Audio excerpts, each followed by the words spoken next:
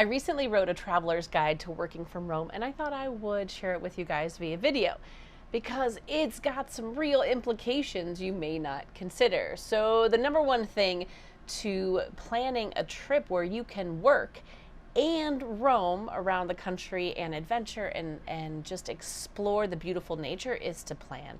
Listen, there are like 3 million people in their RVs all over this country right now, especially coming up this summer. So planning is going to take a couple of extra steps, right? A lot of places are already booked up, so you might have to get creative with where you stay in relation to where it is that you want to explore. And the sooner you can plan any big monumental trips, the better. National parks get full up. There are a lot of places where you need to reserve a pass. For example, if you want to see Glacier in Montana, you have to buy a pass that is the Road to the Sun because they're only allowing so many people to enter on any given day. The expense was super low. I think maybe like $1 or $2, if nothing else. I think it might have even been free. I don't recall off the top of my head. However, you couldn't reserve it more than 90 days in advance. So you've got to take the monumental pieces that you want as a part of your trip and start planning for those first so that you can ensure you have a place to be. Now, travelers come in all different shapes and sizes. We've done tent camping. We've had a small travel trailer. We now live in a huge fifth wheel. So we have to keep those things in mind as we're looking at the places we want to stay.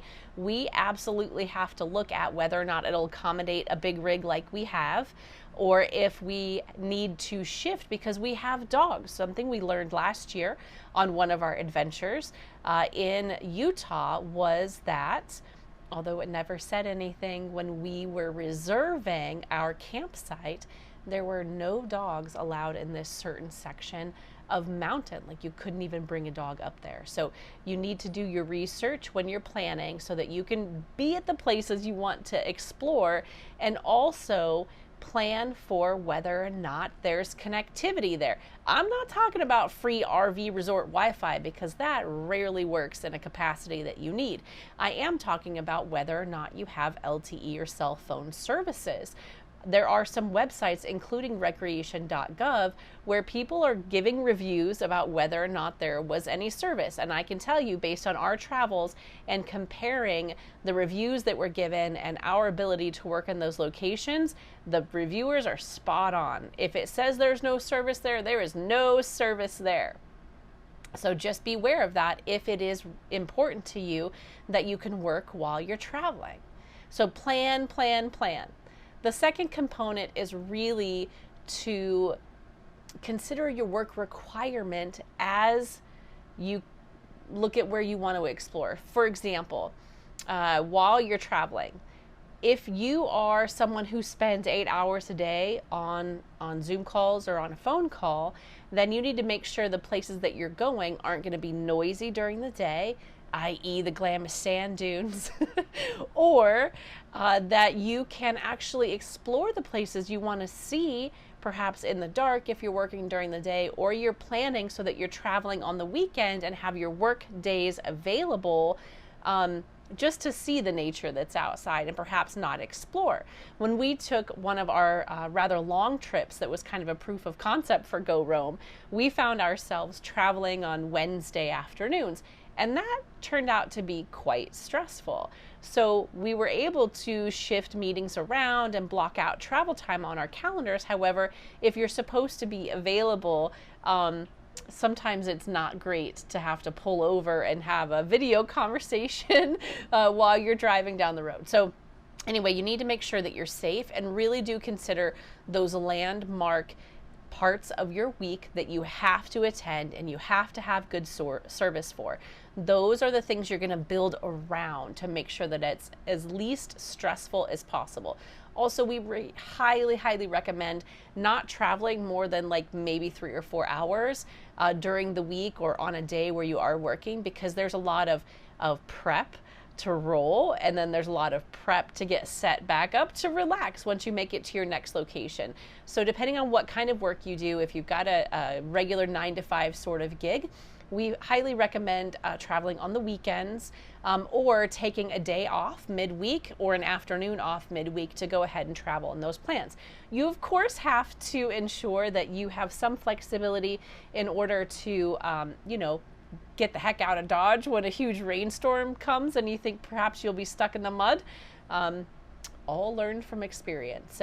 So just consider those things, the kind of environment that you have and the flexibility you have with the people that you're accountable to from a work perspective, because after all, you need to get paid so we can keep traveling. And again, you need to book those experiences you want to have very, very early. The next thing that we really consider like the absolute most important is to test and test some more. As a couple of technology nerds, we know that technology just has bad days. I know that's not really a technical term for it, but the reality is sometimes things just don't work the way you think they should. That's just the way it is. So you have to allow for that by testing and testing and testing. So here is a prime example. I am currently in our fifth wheel as we're transitioning out of our house, and we're at an RV resort where I intended to be able to utilize the RV resort Wi-Fi, at least supplementary, right? Like if I don't have to be on full LTE service. What I found when we tested yesterday before attempting to do any work here was that it was really bad, super poor. So we had set up our router and our software to utilize the Wi-Fi at the resort just to start as its primary, so that we wouldn't have to incur any usage charges and things along that nature.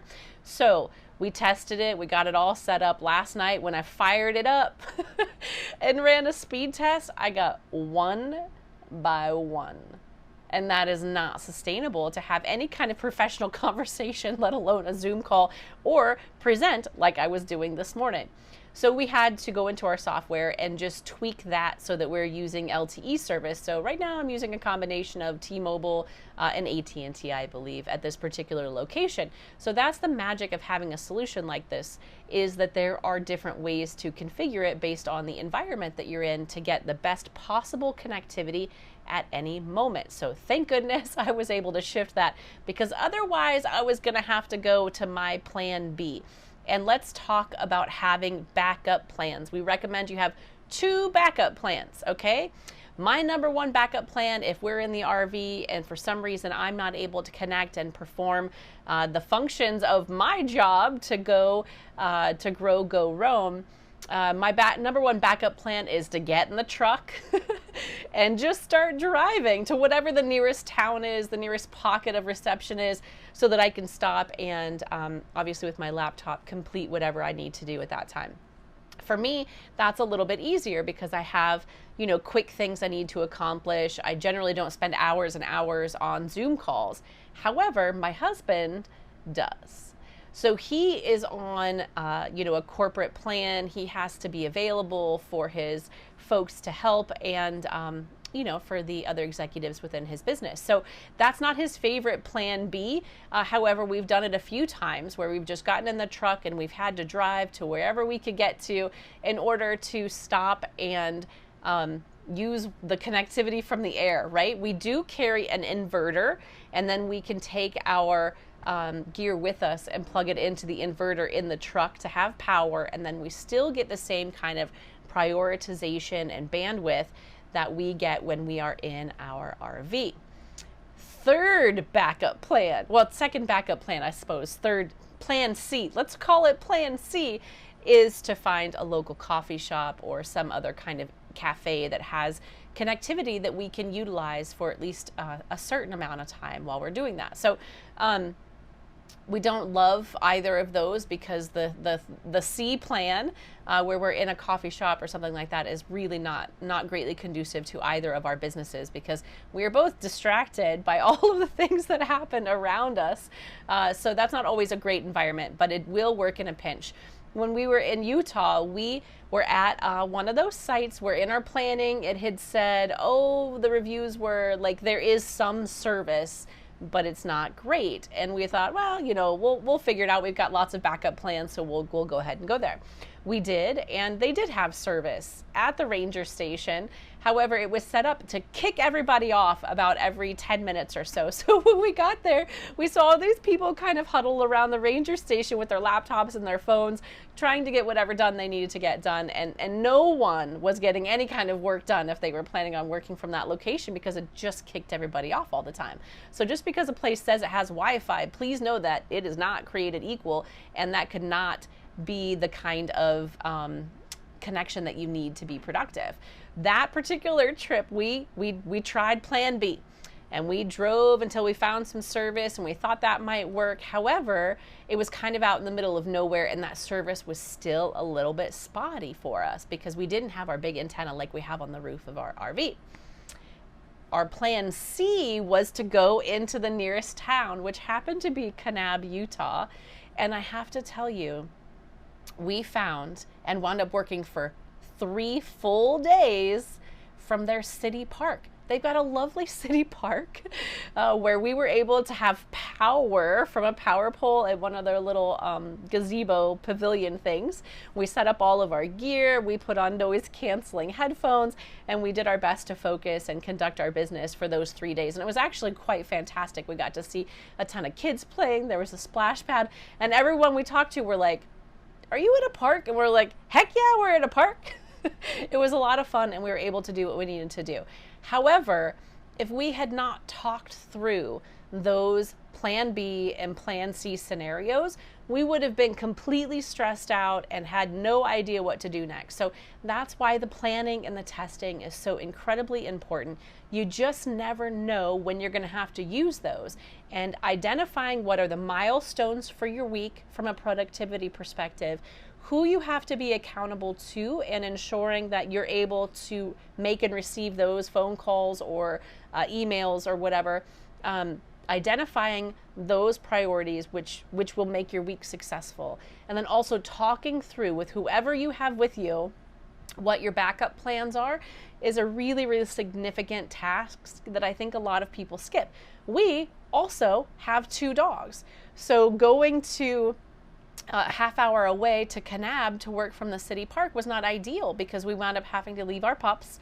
It was nice outside, don't worry about the heat or anything. We had to leave our pups in the trailer, so we put them in their kennel. We do crate them when we leave so that they're not fussy and getting into stuff they shouldn't get into. So we commuted to work, right, to go work from the city park. We would then go home and have lunch and walk the dogs, and then we would go back and work for a few hours. So things like that can work, and I'm here to help you. It is our drive to help others live in the way that we do and to explore connected. If you'd like a paper copy or emailed copy, because I'm not going to send you a paper copy, but if you'd like a digital copy of the Traveler's Guide from